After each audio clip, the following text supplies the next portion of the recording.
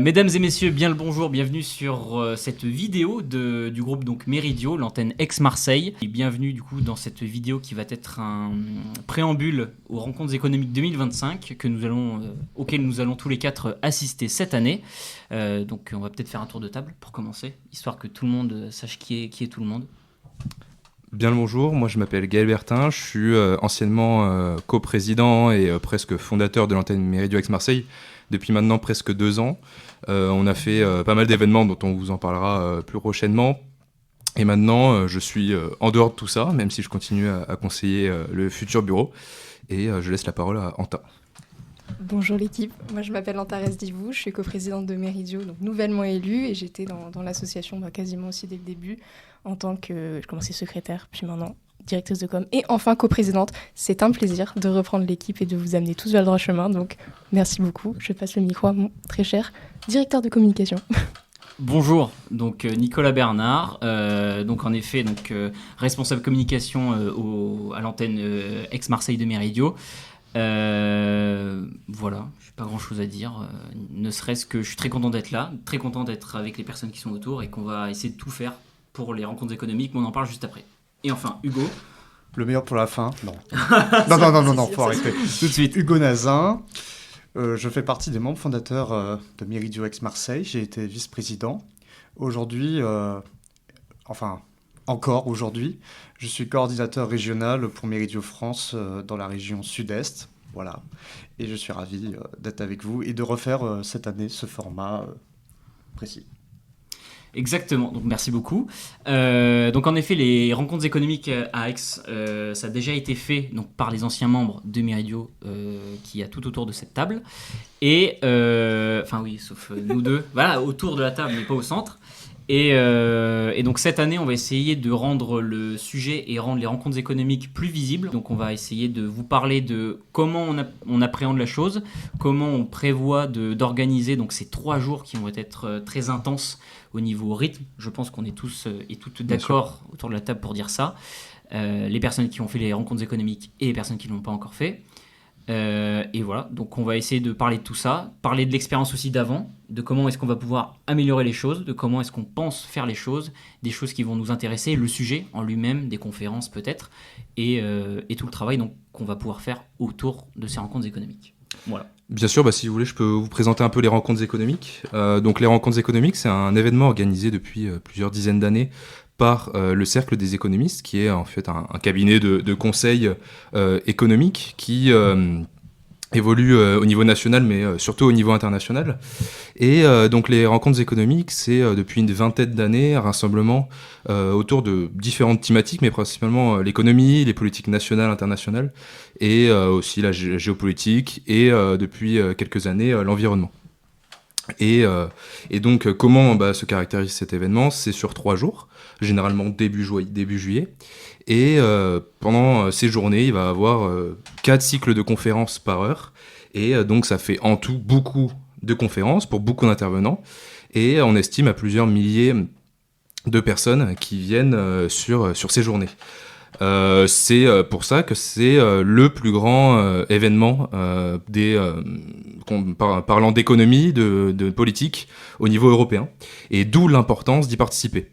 Et c'est ainsi qu'on saisit l'occasion, puisque c'est se passe sur Aix-en-Provence, et dont on a la chance d'être l'antenne Aix-Marseille. C'est pour ça qu'on fait cet événement.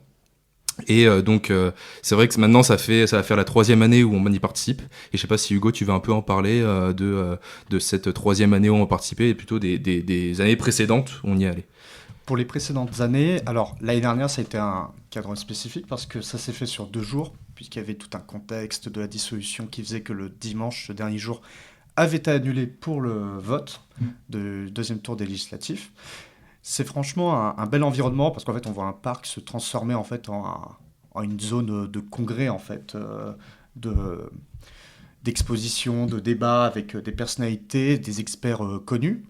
Ce que je retiens de cet événement, c'est franchement l'accessibilité avec ces personnalités, parce que souvent on a le cliché de la personne, la personnalité qu'on voit à la télé, elle n'est pas accessible, c'est être un privilégié d'y accéder.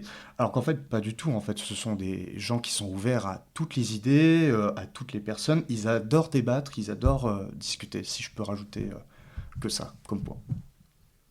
Parfait. Bah, c'est vrai que c'est un événement qui est important au niveau national, et le fait que ça se passe à Aix-en-Provence même, c'est une chance énorme pour nous, pour cette antenne. Et du coup, je voulais revenir sur en effet cette accessibilité dont tu parlais, Hugo. C'est vrai que on a vraiment très facilement tendance à se dire non mais les gens que je vois à la télé, dans la presse, sur les réseaux, etc., c'est pas possible de les atteindre, de les toucher, de communiquer avec eux, etc. Et c'est pour ça qu'on saisit cette chance aussi pour essayer de réaliser, on va vous en parler dans un instant, tout plein de formats vis-à-vis de ces rencontres économiques-là, parce que c'est une chance. Et bien évidemment, tout le monde ne peut pas être sur Aix-en-Provence au début juillet, parce que tout le monde a une vie, c'est certain. Mais nous, justement, notre rôle, ça va être d'essayer de donner les informations à travers différents formats. Donc, je pense qu'on va pouvoir parler. Donc, je ne sais pas si quelqu'un va en parler, peut-être Anta, si tu veux en parler. Pourquoi pas, merci.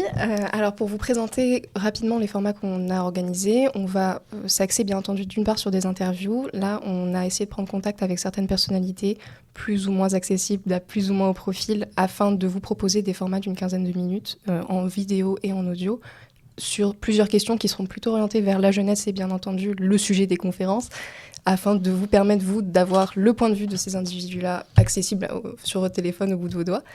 Et également, puisque c'est sûr qu'une interview, ça prend un certain temps et qu'il y a beaucoup de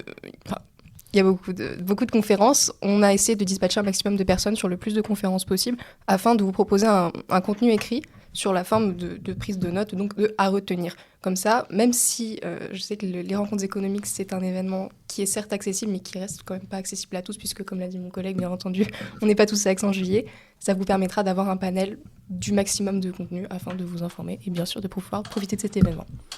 Voilà, exactement. Et comme l'a dit Gaël tout à l'heure, en plus, c'est vrai que c'est un rythme qui va être très, très soutenu.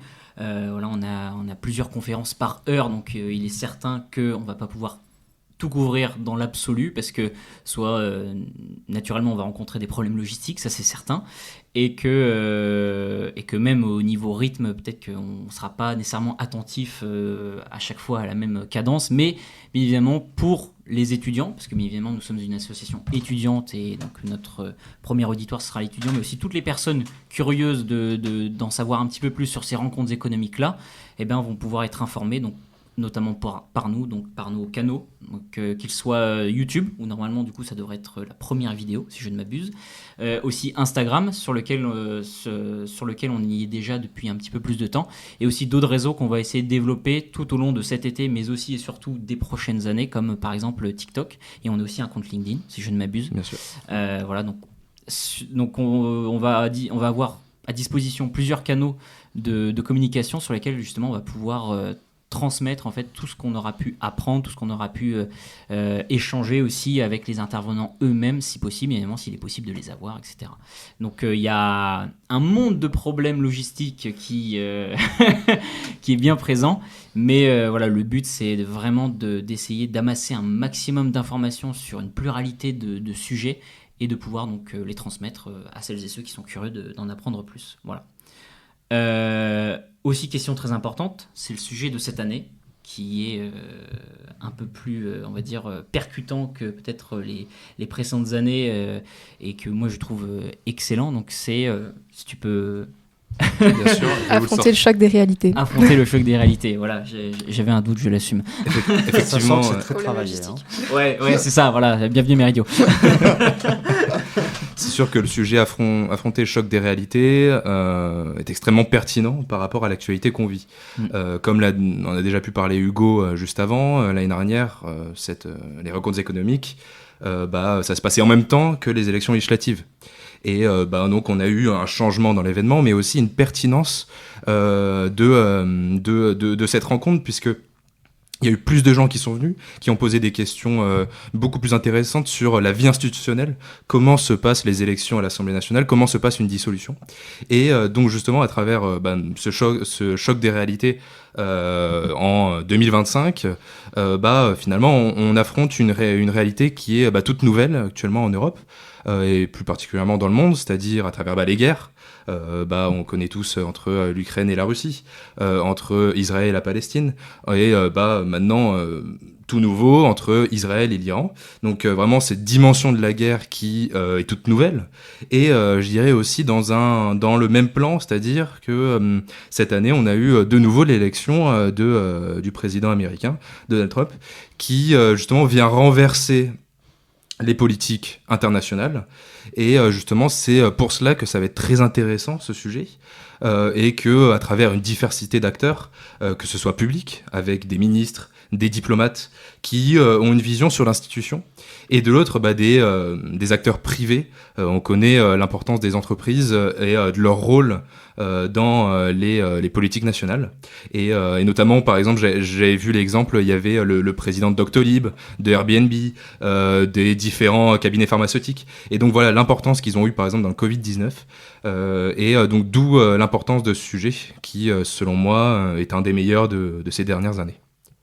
Oui, et puis si je peux me permettre de rajouter quelque chose, ce n'est pas que de la géopolitique, les rencontres économiques, même si on l'a beaucoup mentionné. Il existe aussi bien entendu des interventions au niveau social. Par exemple, il y a une conférence qui est prévue sur l'ascenseur social, l'existence de l'ascenseur social, est-ce qu'il est encore pertinent aujourd'hui de parler d'ascenseur social? On parle également d'écologie ou alors d'IA, puisque bien entendu la robotique c'est une problématique émergente. On a également une conférence qui est prévue sur l'impact de la robotique dans le monde du travail. On a l'écologie qui revient également. Est-ce que c'est possible de passer au vert? Comment ça va s'organiser? Donc voilà, ce n'est pas, pour remettre dans le contexte, ce n'est pas que des rencontres géopolitiques, même si on a bien entendu de grands acteurs de ce milieu. C'est vraiment quelque chose qui a trait à toucher à tout finalement.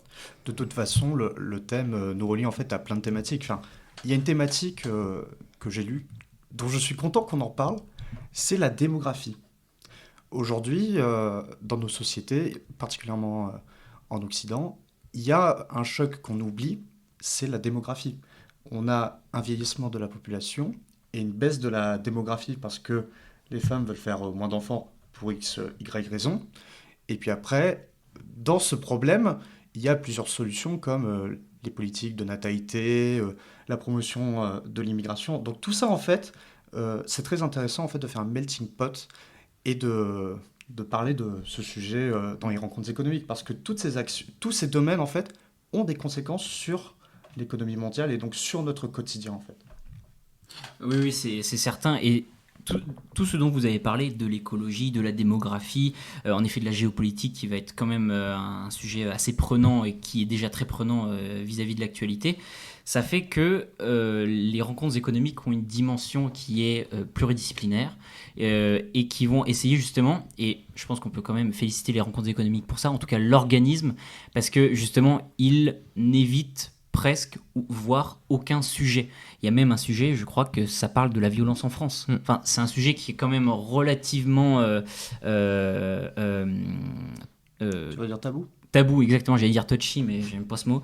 Mais voilà, tabou, exactement, merci, en société, parce qu'il y a de l'appropriation politique, il y a des sujets qui dépassent un petit peu tout le monde et qui peuvent aller un petit peu dans tous les sens. Et c'est très compliqué de former une analyse claire, nette et univoque sur ces sujets-là. Donc c'est vraiment agréable quand même qu'il y ait un panel très élargi de ces sujets-là, parce que ça nous fait comprendre que justement, en fait, on va pouvoir poser plein de questions, toutes les questions qu'on veut, et que, on l'espère, il y aura toujours quelqu'un en face pour répondre. Je pense que c'est super important et que c'est super bien d'avoir cette dimension-là interdisciplinaire au sein de ces mêmes rencontres économiques qui sont un événement unique. Voilà. Du coup, nous, peut-être qu'on va présenter aussi l'asso, parce que peut-être en profiter pour faire ça, pour faire de l'autopropagande, parce que c'est ce qui fonctionne le mieux de toute façon. Jamais mieux servi que par soi-même. Exactement, donc je ne sais pas si madame la coprésidente fraîchement élue veut en parler. Voilà. Merci monseigneur. Voilà. Alors oui, donc, comme vous l'avez compris, vu que vous avez cliqué sur la vidéo, nous c'est Méridio Aix-Marseille. On est une association dont le slogan c'est faire de la politique sans faire de la politique, c'est-à-dire qu'on aborde l'actualité et plus en général les sujets politiques de manière, nous, apartisane. On est une association qui a pour objectif de permettre aux étudiants de débattre et de se sentir plus à l'aise dans ce monde qui est le monde de la politique. C'est vrai que la majorité des étudiants, je pense, faire une généralité qui serait vraie, ont peur de s'exprimer sur les sujets politiques parce que c'est quelque chose qu'ils ne connaissent pas forcément ou alors qu'ils n'ont pas l'impression de connaître assez pour avoir un avis. Mais c'est faux. On peut ne pas s'y connaître énormément, mais quand même exprimer des avis. Nous, ce qu'on prône, c'est exprimer votre avis dans un cadre neutre pour que vous puissiez vous familiariser avec tout ce que c'est la politique. Et donc, pour parvenir à cet objectif, on organise des cafés-débats, mais également des simulations parlementaires, donc où vous vraiment prenez la peau d'un député pour 5-6 heures autour d'un projet de loi qu'on vous propose afin de débattre. Pour faire une rétrospective sur notre dernière simulation, le sujet, c'était chasse et pêche, il me semble. Bon, pas le meilleur sujet. Un sujet d'intérêt général. Très général. Et on avait eu d'autres... Foutez des poissons. La France est la deuxième plus grande ZEE au monde. C'est important de se souvenir de ça. On avait également fait d'autres sujets sur la drogue, la réforme, une réforme donc, de la législation autour de la drogue. Ce genre de choses auxquelles vous pouvez vous attendre avec nous. Et on organise également des voyages institutionnels, même si c'est un projet qui est un petit peu en pause actuellement. On espère le relancer. Mais comme vous pouvez l'entendre dans vos oreilles actuellement, on est également présent sur des podcasts et donc bientôt des vidéos YouTube. Si quelqu'un a quelque chose à ajouter. Justement, je pense que Méridio, effectivement, c'est un ancrage local et c'est important à retenir, mais c'est aussi une dimension nationale à travers des voyages institutionnels, où au niveau local, peut-être on a un peu arrêté cela, mais justement, on va essayer de le relancer. Mais voilà, au niveau national, il y a beaucoup de choses qui se passent au niveau des voyages institutionnels, que ce soit à Paris, à Bruxelles, et aussi surtout des simulations nationales, qui est l'événement de l'année, où on se retrouve pendant plusieurs jours sur Paris, à travers des institutions extrêmement grandes comme le Sénat, le Conseil de Paris. Avec d'autres antennes de Méridio. Bien sûr, avec justement le rassemblement de l'ensemble des antennes de Méridio. Et voilà, je pense que Méridio, c'est vraiment deux côtés, même plutôt trois, parce qu'on a l'ancrage local, le national, et enfin le régional qui rassemble les antennes à un niveau plutôt régional. Voilà, je sais pas si Hugo, tu vas en parler vite fait. Ou... Vous avez fait le job, bravo. Magnifique. Non, mais pour vous dire, oui, il y a les événements nationaux avec cette grande simulation parlementaire nationale. Puis on essaie aussi de faire une simulation parlementaire régionale pour se recentrer un peu sur notre région. C'est peut-être un peu un égoïsme collectif, mais je pense qu'il est nécessaire, je pense, qu'on puisse le faire parce que on est des antennes voisines, il faut qu'on se connaisse, et si on peut faire des événements communs, je suis sûr que vous êtes les premiers à dire oui. Ah bah bien sûr. Région PACA suprême. Parfait. J'avais du coup 2 petites dernières questions pour tout le monde avant de clôturer cette conversation qui fut, ma foi, très bonne. C'est, d'une part, qu'est-ce que vous attendez de ces rencontres économiques de cette année 2025 ? Donc affronter le choc des réalités. Un grand sujet d'actualité aussi, sur lequel il va falloir prêter attention, il va falloir prêter une très grande attention. Et concernant du coup ceux qui ont déjà fait, si vous deviez donner un mot sur les rencontres économiques, puisque vous connaissez déjà un petit peu le concret des rencontres économiques, ça serait lequel ? Donc d'abord, chacun, qu'est-ce qu'il attend de ces rencontres économiques ? Et ensuite, donc, les 2 anciens, les 2 vieux, un mot pour caractériser donc, les rencontres économiques de façon concrète. Je sais pas si tu veux commencer, Hugo. Moi, ce que je m'attends pour cette édition des rencontres économiques, c'est le mot action. C'est-à-dire que c'est bien qu'on puisse débattre de tous nos problèmes de société, mais je pense que la société doit avancer. Et je pense que concrètement, il faut qu'on passe à l'action pour relever nos sociétés, pour faire face aux différents chocs que nous devons affronter. Et sinon, c'était quoi ta deuxième question ? C'était du coup un mot pour qualifier exactement les rencontres économiques au niveau concret, comment ça se passe vraiment ? Un mot. La rencontre. Quelle origine. Wow. J'ai suivi le cahier des charges. Attendez. J'ai suivi le cahier des charges. Okay. Non, si vous voulez que je développe pas plus. La rencontre, et ce qui est bien, c'est vraiment la rencontre intergénérationnelle, en fait. Que l'on soit jeune, expérimenté ou retraité de ses anciennes activités, c'est ça qui est vraiment bien. C'est vraiment qu'en fait, on peut tous se rencontrer, tous discuter. Il n'y a vraiment pas d'hésitation à avoir. Voilà. Super. Alors, qu'est-ce que j'attends de ces rencontres économiques ? Ah bon, t'es vieux ? Ouais. Tout le monde est vieux. Non, c'est moi je dirais pour cette année aussi, du coup, donner un mot pour suivre mon collègue à ma gauche. C'est réflexion. Je sais pas pourquoi, parce que quand j'ai eu le mot de Hugo, ça m'a sauté à la tête, c'est réflexion, parce que justement, ça a été un endroit qui va être un petit peu sanctuarisé pour la réflexion, pour la discussion, le débat d'idées, bien évidemment, on va pas se battre entre nous et se mettre des gros points dans le pain.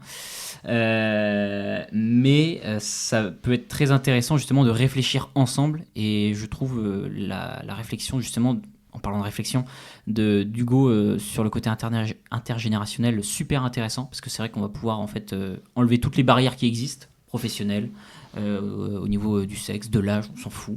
On est là pour parler vraiment de ce qui se passe, de l'actualité, et de comment est-ce qu'on peut, nous, à chacun son niveau, je pense aussi, essayer de faire en sorte de régler ces problèmes. Voilà. Merci. Si je dois aussi donner un mot, moi ce serait connexion. C'est ça qui m'est venu dans l'esprit en fait en t'entendant, parce que oui, on va connecter les neurones bien entendu, mais on va aussi connecter les générations, les idées, et puis connecter deux mondes, puisque c'est vrai que, comme tu l'avais dit tout à l'heure, c'est des intervenants qui sont quand même... on a l'impression qu'ils viennent d'un autre monde, finalement. C'est le monde des économiques, le monde de la politique. Alors, on vient faire... choquer entre eux. Ces deux mondes, en fait, se rencontrent dans un choc. Donc, le monde étudiant et la politique, les grands économistes. Mais aussi, c'est l'opportunité pour nous de nous connecter également en tant qu'association avec ces gens-là pour éventuellement vous proposer encore plus de contenu, toujours meilleur, toujours mieux. Merci Méridio. Moi je suis un peu comme un con, vous m'avez volé tous les mots. C'est toujours ça à la fin. Non, moi je dirais peut-être adaptabilité de ces rencontres, puisque on voit qu'au fil des années, le cercle d'économistes a toujours su évoluer face aux actualités, face à ce qui se passe dans le monde. Et j'ai parlé effectivement pas mal de géopolitique, mais on peut beaucoup plus parler du côté social, du côté environnemental, qui était pas forcément, en tout cas, était très peu présent il y a quelques années. Et maintenant, c'est presque un tiers des thématiques qui sont sur ces sujets-là, et je trouve l'importance que c'est une importance extrême de parler de ces choses-là. Et aussi, peut-être un deuxième mot, si vous me le permettez, Jean-Pierre. Je vous permets. La qualité des débats. Puisque c'est un très grand événement qui rassemble sur beaucoup de personnalités, mais qui sont finalement très importantes dans notre monde, à travers par exemple, on a parlé tout à l'heure, le président de la SNCF qui coordonne l'ensemble des transports en France, dans d'autres pays, des diplomates, et voilà. Et je trouve que parler tous ensemble des mêmes thématiques, ça permet d'avoir une vision différente sur les choses. En France, on n'a pas le même avis que au Japon, que en Afrique du Sud. Et je trouve que parler de ces choses-là tous ensemble, comme vous l'avez dit, en plus intergénérationnel, entre jeunes, personnes âgées, c'est très important. Et donc voilà, je pense que faut être très branché faut rester branché, excusez-moi, pour ces rencontres économiques. Et si vous pouvez pas venir justement pour cette fois-ci en juillet 2025, prenez votre billet pour juillet 2026, et ça sera un plaisir de regarder ces conférences. J'adore ce blanc. Tout le monde se regarde dans le blanc des yeux. On fait quoi maintenant C'est bon, on a répondu à la question. On a fait le tour. Écoutez, je crois qu'on est pas mal. On est actuellement donc à 24 minutes. On s'était fixé une vingtaine de minutes. C'est pas si mal. Pas mal, non ? Pas mal. Méridio. Ah ouais, pas mal, exactement. Voilà. Donc, pour clôturer, je reprendrai donc les derniers mots de Gaël en répétant donc ce qu'il a dit, à savoir que si vous n'avez pas eu l'opportunité cette année de venir pour les rencontres économiques, d'une part, n'hésitez pas à prendre vos billets pour 2026, mais d'autre part, n'hésitez pas à nous suivre sur les différents réseaux pour cette année, parce qu'on va, j'allais dire essayer, mais déjà dire qu'on va essayer, c'est un échec, donc on va faire du mieux qu'on peut de la communication vis-à-vis de cet événement-là, parce que c'est une opportunité incroyable qu'on a ici sur Aix-en-Provence, ici même sur Aix-en-Provence, donc au Parc Jourdan, pour être plus précis. Donc c'est vraiment à côté du centre, c'est absolument magnifique comme endroit, et c'est absolument magnifique comme opportunité. Donc on va faire tout notre possible pour vous emmener avec nous dans cette aventure-là, vous raconter comment ça s'est passé, donc l'épisode qui suivra après les rencontres économiques. Et on vous fera du coup un débrief de tout ça à chaud, à froid, réfléchi ou pas. Si on peut rajouter, si jamais vous avez des recommandations de type de projet ou même juste sur les podcasts, de personnalités, de thématiques à en parler, on reçoit l'ensemble des informations, des commentaires et on les traitera avec la plus grande attention. Voilà, je me permets de rajouter un petit mot. On vous attend dans les commentaires avec les questions éventuellement que vous pourriez poser. C'est-à-dire que nous, on est là pour vous informer sur cet événement, mais on est aussi là pour porter votre voix, la voix des étudiants. Donc si vous avez des questions qui vous brûlent les lèvres à porter, par exemple, je sais pas, à Michel Barnier, je dis ça, je dis rien. N'hésitez pas à commenter et on essaiera de le choper entre quatre yeux pour voir tout ça. Merci. Et voilà, encore une fois, tout le monde se regarde dans le bon yeux. Non, c'est parfait. Je crois qu'on est très très bien. Merci à vous de nous avoir écoutés, de nous avoir regardés, si vous nous regardez ou si vous nous écoutez, quoi qu'il en soit. Voilà, donc n'hésitez pas à partager ce contenu si ça vous a plu et si vous voulez que d'autres personnes souhaitent entendre ce discours-là. Voilà ce qu'on veut vraiment apporter, nous, notre valeur ajoutée, si je puis me permettre ces mots d'économiste, ça serait d'apporter de façon objective et surtout à la dimension étudiante la réalité qu'on voit aujourd'hui, parce que c'est pas forcément super simple de comprendre tout ce qui se passe aujourd'hui dans le monde, aussi en France, mais à toutes les échelles. Et nous, ce qu'on veut, c'est simplement apporter du coup toutes ces informations-là, tous les enjeux qui arrivent avec les élections municipales de 2026 et pourquoi pas, on l'espère aussi, traiter de 2027, des prochaines présidentielles. Ça fait 6 mois qu'on l'a traité. Mais voilà, mais c'est un discours qui va revenir sans cesse jusqu'à 2027, ça c'est certain.